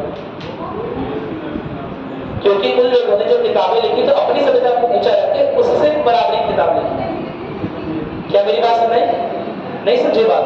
जब हिंदी भाषी लिख रहे होते हैं, हिंदी भाषी राइटर्स, तो उत्तर भारत की गंगा, उत्तर भारत का ये कहने का मेन आशय ये होता है, कल्चरल सुपीरियरिटी का क्वेश्चन है कहीं ना।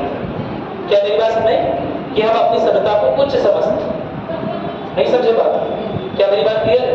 तो सभ्यता, नस्ल, ठीक है, नस्ल के आधार पर, सभ्यता के आधार पर, रंग के आधार पर भी दक्षिण भारत के साथ बहुत भेदभाव होता है। झूठ ना बोलना, होता है।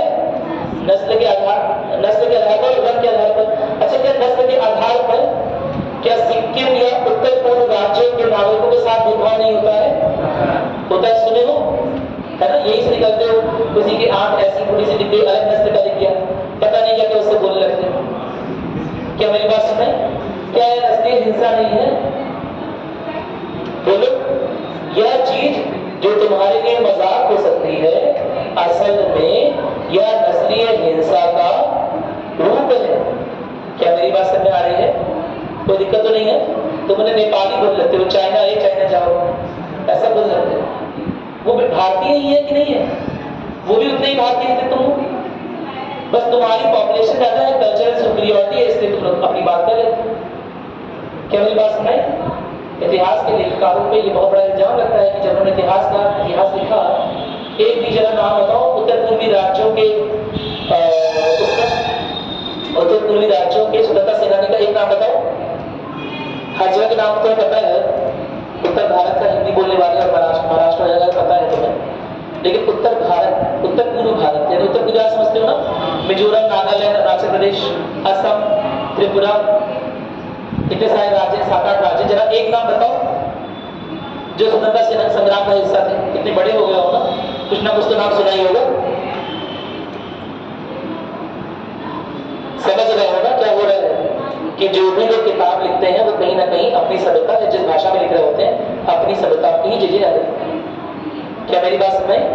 तो वर्गीकरण का एक आधार नहीं है, बहुत सारे आधार हैं, और उसी आधार को क्या करना है, दूर करने के लिए सरकार को ऐसी नीतियां या ऐसी योजनाएं, ऐसी चीजें बनानी है कि सबको समानता के दृष्टिकोण से देखा जाए। क्या मेरी बात समझ? कोई दिक्कत तो नहीं है ना? अरे बोलो, चलो वापस आ रहा है क्वालिटी पर, वरना हिस्ट्री शुरू हो जाएगा, है ना? देखो आर्टिकल 38 अनुच्छेद 38 किसके बारे में? सामाजिक, आर्थिक और राजनीतिक न्याय को प्रोत्साहन देना। क्या हम 3 तरह के न्याय के बारे में पहले कभी पढ़ चुके हैं? 3 तरह के पढ़े थे, 2 तरह पढ़े थे? 2 या 3? एक बार सोच लो। 3 पढ़े थे पक्का? चलो सही है। सामाजिक, आर्थिक और राजनीतिक न्याय। सामाजिक, आर्थिक और स्वतंत्रता कितनी तरह के पढ़े थे? स्वतंत्रता कितनी तरह के पढ़े थे? हाँ, चलो गुड। सामाजिक, आर्थिक और राजनीतिक न्याय को प्रोत्साहन देना, अनुच्छेद 38 में लिखा हुआ है। ठीक है, क्या होगा इससे जो मैंने आपको कहानी बताई पूरी, है ना, कि कहीं ना कहीं ऐसी नीतियां बनाई जाएंगी जिससे जो लोग समाज में पिछड़ रहे हैं, केवल आर्थिक आधार पर नहीं, अपनी सभ्यता के आधार पर, अपने नस्ल के आधार पर, रंग के आधार पर, भाषा के आधार पर, क्षेत्र के आधार पर, क्या मेरी बात सुने, उन्हें कहीं ना कहीं मुख्य धारा में जोड़ा जाए। क्या मेरी बात समझ आ रही है? कोई दिक्कत तो नहीं है? ठीक है, तो नोट करेंगे। सामाजिक, आर्थिक और राजनीतिक न्याय को प्रोत्साहित करना, अनुच्छेद 39 किसके बारे में है? नागरिकों के स्वास्थ्य और शक्ति की रक्षा करना, समान कार्य के लिए समान वेतन। क्या मिलता है? नहीं मिल रहा है कि मिलता है?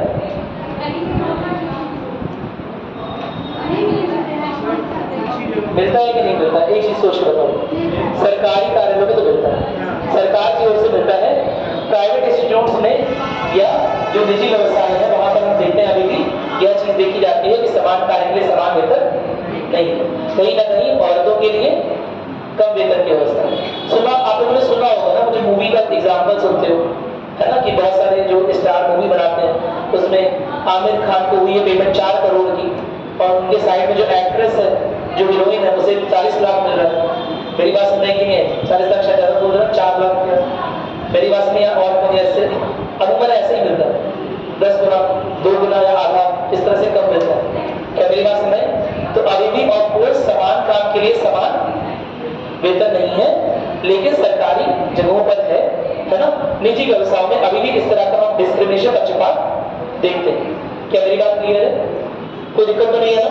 चलिए, इसके अलावा क्या लिखा है? नागरिकों के स्वास्थ्य और शक्ति की रक्षा करना, स्वास्थ्य संबंधी कानून बनाना, है ना। नागरिकों के स्वास्थ्य के लिए कोई महामारी आ गई, कोरोना महामारी आई थी, कोई महामारी आ गई तो स्वास्थ्य संबंधी कोई कानून बन रहा है, स्वास्थ्य संबंधी कोई कानून बन रहा है, ठीक है। तो क्या उसे बनाने का अधिकार है ना। अच्छा, एक और बात है, कोरोना महामारी आई, गवर्नमेंट ने कुछ नए महामारी एक्ट में कुछ बदलाव करने पड़ेंगे या फिर से लागू करना पड़ेगा। कुछ महामारी एक्ट एक था 1897 में बना था, मुझे लग रहा है एपिडेमिक एक्ट, बाद में उसे वैसे ही अडॉप्ट कर लिया गया था। तो बहुत सिंपल सी बात कर रहा हूँ कि कोई नया कानून लेटर सपोज बन रहा है, या अगर गवर्नमेंट ना बनाए, अगर गवर्नमेंट ना बनाए किसी महामारी के फैलने के बावजूद, ठीक है, तो ऐसे में क्या लोगों को नुकसान नहीं होगा? कुछ प्रावधान बनाने पड़ेंगे ना उस महामारी को रोकने में या सीमित क्षेत्र करने में।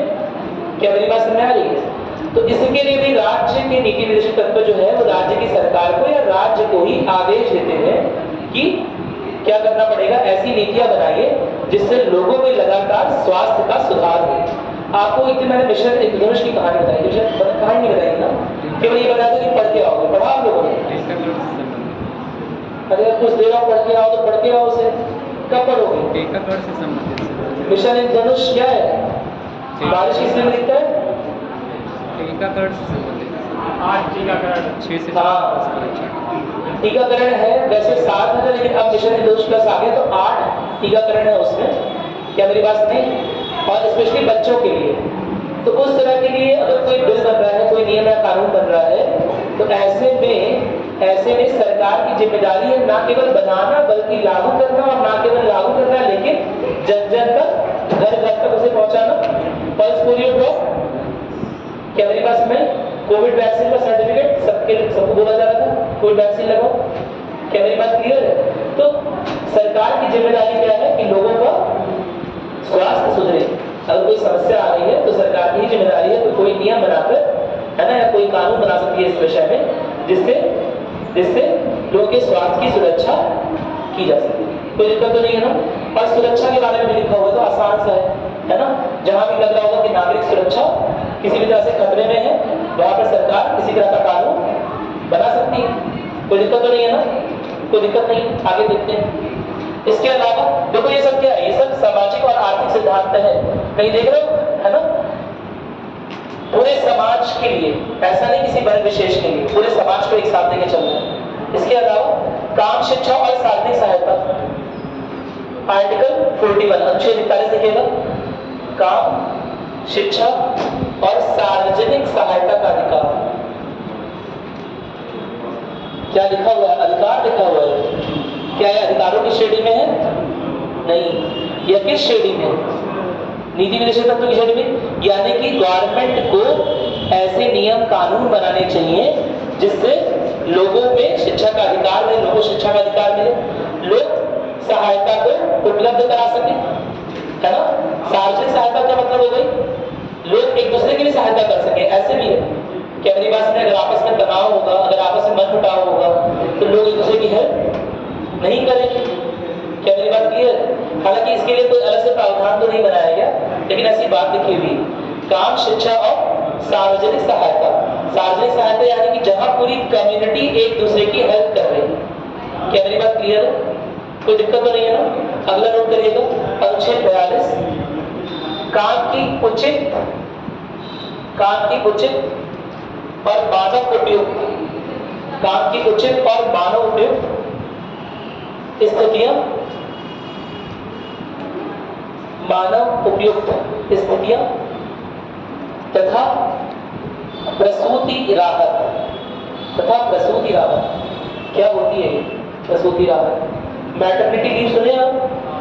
ठीक है, तो उस सेंस में दिया गया है। अभी रिसेंट 4-5 साल पहले सुना भी होगा, उसकी जो नया नियम आया है उसके अनुसार वो जो टाइम पीरियड है वो बढ़ा दिया गया है। क्या मेरी बात सुन रहे हैं? जिस समय माँ अपने बच्चे का ख्याल रख रही है गर्भावस्था के दौरान, तो उसे कुछ राहत की आवश्यकता है। वह अगर किसी संस्थान में काम कर रही है तो उससे यह अपेक्षा रखना गलत होगा कि वह सेम उसी इफिशियंसी से, उसी क्षमता के साथ काम कर पाएगा, तो उसे कुछ अलग से लीव की आवश्यकता पड़ेगी, है ना? ऐसे में उसके पेमेंट, समझ रहे हो ना, नहीं कटने चाहिए। क्या मेरी बात क्लियर है? कोई दिक्कत तो नहीं? इसकी व्यवस्था की है प्रसूति राहत के रूप में। उसे आप मजबूर भी नहीं कर सकते कि उस समय पर, जिस समय गर्भावस्था है उस समय पर उसे काम करना ही करना। क्या मेरी बात क्लियर है? कोई दिक्कत तो नहीं है ना? तो यह कहीं ना कहीं सामाजिक और आर्थिक रूप से महिलाओं को मजबूती बना रही है, कहीं ना कहीं सामाजिक और आर्थिक मजबूती दे रहा है महिलाओं को। क्या मेरी बात क्लियर? बहुत सारे लोग क्या होता है गर्भावस्था के दौरान अपने काम छोड़ देते हैं, अपनी पढ़ाई छोड़ देते हैं। क्या मेरी बात क्लियर है? उनके लिए मैटरनिटी लीव की व्यवस्था कर रहे हैं। मैंने आपको एक एग्जांपल दिया था ना अपने यूपीएससी पेपर के टाइम पर, बताया था मेंस के पेपर में बीच में एक सीट लगी हुई थी, बताया वो कहानी की बताया था, शायद पहली दूसरी क्लास में बताया था ना। तो अब वो सीट लगी हुई अलग से, प्रशासन ने वो सीट लगवाई हुई है, उसने एप्लीकेशन दिया होगा। क्या मेरी बात समझ? और उसके लिए अलग से मतलब कुछ जूस वगैरह रखा हुआ था उस लड़की के लिए। क्या मेरी बात क्लियर है? क्योंकि उसकी शारीरिक हालत इस तरह की नहीं थी कि वो 6-6 घंटे पेपर लिख सके, लेकिन हम लोग के पीछे बैठी थी, पेपर लिख रही थी 3-3 घंटे का। क्या मेरी बात समझ? और उसी में उसने प्री निकाला और मेंस निकाला, ठीक है, अब निकाल दिया। उसके बाद आईएएस बन भी हुई, उसकी आईएएस रैंक थी उसकी 112-110 कुछ रैंक। क्या मेरी बात सुन रहे हैं? तो मैं आपको ये चीज बहुत बोलता हूँ कि इंसान क्यों बहुत इंपॉर्टेंट है। सोचो कितनी अलग परिस्थितियां, विषम परिस्थितियों में इसने पेपर निकाला होगा, ठीक है। तो कहीं ना कहीं सामाजिक और आर्थिक रूप से महिलाओं को मजबूती प्रदान करना है। और उसके लिए एक और चीज लिखी हुई है, मानव उपयुक्त स्थितियां। लेबर ले रहे हैं किसी, है ना, कुछ काम ले रहे हैं, लेकिन ऐसी कंडीशन ही नहीं रखी है अपने फैक्ट्री की, अपने खदान की इतनी बुरी कंडीशन बना रखी है कि उसमें जान जा सकती है। लेट अस सपोज आपको कहीं किसी कुछ पोस्टिंग होगी किसी बड़े विभाग में, वन विभाग में पोस्टिंग हुई। आप पहले दिन जा रहे, ताले की चाबी मिली, आपने ताला खोला, एक कोबरा ऐसे बैठा हुआ है। फिर आप देख रहे हैं हर एक फाइल से 2-4 कोबरा निकल रहे हैं, 2-4 बिच्छी निकल रहे हैं। क्या मेरी बात सुने? कि मानव उपयुक्त कंडीशन रहेगी? नहीं रहेगी। क्या मेरी बात सुने? क्या ऐसे में आप बिना भाई खाए साइन कर लेंगे? नहीं साइन कर पाएंगे। बहुत सिंपल सी बात है, आपकी उपयुक्त परिस्थितियां नहीं रहेंगी, बहुत सिंपल सी बात। क्या मेरी बात क्लियर है? तो मानव उपयुक्त परिस्थितियों में ही लेबर लिया जाए, ठीक है, यह सुनिश्चित करना भी सरकार की जिम्मेदारी है। कोई दिक्कत तो नहीं है ना? ऐसा नहीं कि पेमेंट हो रहा है तो किसी भी कंडीशन में काम करवा दीजिए। सरकार को यह सुनिश्चित करना है कि ऐसी नीतियां, ऐसे प्रावधान, ऐसी योजनाएं बनाए जिससे जो लेबर है उनके लिए ऐसी कंडीशंस हो, जहां भी वो काम कर रहे हैं, चाहे वो खदान हो, चाहे वो फैक्ट्री हो, ऐसी कंडीशन हो कि उनकी जान पे ना बनी रहे हमेशा। क्या मेरी बात समझ? अरे बोलो, समझ आ गया मेरी बात? कोई दिक्कत तो नहीं है? हाँ, होता है, बनाना चाहिए, होता है। वैसे पता नहीं होता है, लोगों को जानकारी नहीं होती, लेकिन प्राइवेट सेक्टर में भी ऐसा है, ठीक है। लोग अपने अधिकारों के बारे में जानते ही कम है, और लोग अगर जानते हैं तो फिर लड़ने के लिए तैयार नहीं है, सोचते हैं जॉब स्विच करने के इससे कहीं और चले जाएंगे, ठीक है, और मेहनत कर लें। लेकिन है प्राइवेट सेक्टर में भी ऐसा, ठीक। इसके अलावा लिखिएगा अनुच्छेद 43, बहुत इंपॉर्टेंट, सुपर इंपॉर्टेंट, श्रमिकों के लिए जीवन यापन का मानक और समान वेतन, ठीक है। सारे तरह के श्रमिकों के लिए समान वेतन होगा, है ना, बिना किसी तरह के भेदभाव के। और साथ ही साथ उनके वो कुछ मतलब उन्हें इस तरह का जीवन, कुछ न्यूनतम गुणवत्तापूर्वक जीवन जीने की सुविधा उन्हें देनी पड़ेगी ना। तो सरकार इसलिए भी अग्रसर रहे कि ऐसी पॉलिसीज बनाए कि जो फैक्ट्री के मजदूर हैं, जो श्रमिक वर्ग हैं, जो शायद अपनी आवाज बिना ट्रेड यूनियन की हेल्प से ना उठा सके, बिना मजदूर संघ की हेल्प से ना उठा सके। क्या मेरी बात क्लियर है? उनके लिए भी कुछ ऐसे प्रावधान बनाए जाए कि उनका भी जीवन यापन अच्छे से चलता रहे, उनके जीवन यापन के भी कुछ मानक रहे। ऐसा नहीं कि फैक्ट्री में काम करा रहे हैं, रात में रहने की कहीं जगह ही नहीं, कुछ आसपास की बस्तियां जिसमें ठीक ठाक व्यवस्था। क्या मेरी बात क्लियर है? अब यह सब आपको दिख रहा है कि कागजी बातें, इसमें ज्यादा है कुछ, क्या मेरी बात नहीं? असल में कितना लागू हो रहा है वो बात नहीं है, क्योंकि ये कैसी बातें, सिद्धांत ये राज्य को ऐसा करना चाहिए। ठीक है, राज्य को हमेशा इस दिशा में अग्रसर रहना चाहिए कि जो नई नीतियां बनाई जाए, जो नए प्रावधान बनाए जाए, वो श्रमिकों के लिए अच्छा जीवन, अच्छे जीवन के लिए। कोई दिक्कत तो नहीं है इसमें? कोई दिक्कत तो नहीं है? चलो अगला देखते हैं। फिर ये तो हमने देख लिया सामाजिक और आर्थिक, इसके अलावा गांधीय सिद्धांत देख लेते हैं। दूसरा है डालेंगे गांधी सिद्धांत। इसे मैंने आर्टिकल वाइज नहीं लिखा है, इसे मैंने सिद्धांत वाइज लिखा है, क्योंकि एग्जाम में कभी कभी सिद्धांत वाइज भी आता है। ठीक है, कि कौन सा अनुच्छेद किससे सिद्धांत से प्रेरित? नहीं सारे नहीं, लेकिन कुछ जो जरूरी है वो याद करना पड़ेगा। ठीक है, वो बताओ जब अंतिम क्लास होगी ना तो सारे आर्टिकल एक बार पढ़ा। ठीक, हाँ 16वीं में शायद बढ़ा के 20वीं तक, 20वीं तक है शायद, 20 से 24वीं तक, उसे देख के बताना पड़ेगा। हाँ देखना पड़ेगा, 20वीं या 24वीं तक। जो नया लॉ आया है मैटरनिटी लीव का वो देख लीजिएगा। ठीक है, 2018-19 में आया है शायद मुझे लग रहा है। ठीक है, चलिए अनुच्छेद 40 गांधी सिद्धांत, मैंने आपको गांधी बारे में पहले बताया हुआ थोड़ा सा, है ना। कहीं ना कहीं वो इंडस्ट्रियलाइजेशन यानी कि औद्योगिकरण के खिलाफ थे और ग्राम पंचायत और ग्रामों में ज्यादा विश्वास रखते थे। वो कहते थे ग्रामों को स्वायत्त बनाओ, देश अपने आप अच्छा हो जाएगा। क्या मेरी बात सुनाई? उनसे बोला गया कपड़ा कहाँ से आएगा, टेक्सटाइल मिल नहीं रहेगी तो कहेंगे अपना कपड़ा खुद। क्या मेरी बात सुनाई? उन्हें क्या पता था कि तुम्हें आगे चलकर डेनिम की जीन्स पहननी होगी, है ना, रेमंड की टी शर्ट पहनोगे, क्या उन्हें नहीं पता था? उन्होंने कहा अपना कपड़ा खुद बना सकते हो। क्या मेरी बात सुनाई? तो बहुत सिंपल सी बात है। तो कहीं ना कहीं गांधी सिद्धांत ग्राम स्वतंत्रता और ग्राम स्वायत्तता पर फोकस है। क्या मेरी बात क्लियर है? कोई दिक्कत तो नहीं है? तो पहला अनुच्छेद देखते हैं इसमें, अनुच्छेद 40 ग्राम पंचायतों का संगठन, यानी कि ग्राम स्तर पे जो भी निर्णय लिए जा रहे हैं उसके लिए ग्राम पंचायत को बार बार स्टेट या सेंट्रल गवर्नमेंट तक जाने की जरूरत नहीं। क्या मेरी बात क्लियर है? प्लस हर एक गांव की स्थिति एक ही है क्या? नहीं, हर एक जगह अलग अलग तरह की परेशानी है।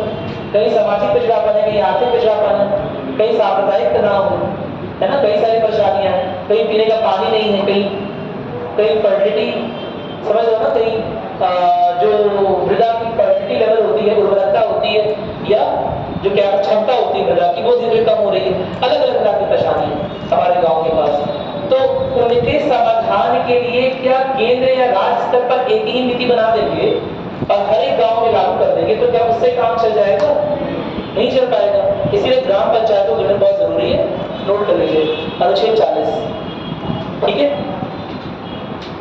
इसके अलावा नोट करिएगा अनुच्छेद 43 भी सहकारी समितियां को प्रोत्साहन, ये बहुत इंपॉर्टेंट है, विस्तार बना लीजिए। सहकारी समितियां इंग्लिश में बोलते हैं कोऑपरेटिव सोसाइटी। ठीक है, कोऑपरेटिव सोसाइटी, कोऑपरेटिव सोसाइटी से संबंधित यानी कि सहकारी समितियों से संबंधित अभी हाल ही में एक संवैधानिक संशोधन हुआ था। क्या नाम था उसका? बताओ, सोचो कौन से नंबर का? नोट करके आओ, नोट करो सर, होमवर्क कुछ करोगे नहीं ना तुम लोग, घर पे बैठे बैठे बोर हो जाओगे, तारे गिनने लगोगे कितने हैं, उससे कुछ काम ही कर लो, है ना। नोट करो, लिखो सहकारी समितियों से संबंधित, सहकारी समितियों से संबंधित संवैधानिक संशोधन देख कर आओगे आप लोग से। ठीक है, कोई दिक्कत तो नहीं है? चलो इसके बाद देख रहे हैं अनुच्छेद 48। अनुच्छेद 48 क्या है? कृषि और पशुपालन का सुधार। कहीं ना कहीं गांधीयन अप्रोच को दिखा रहा है।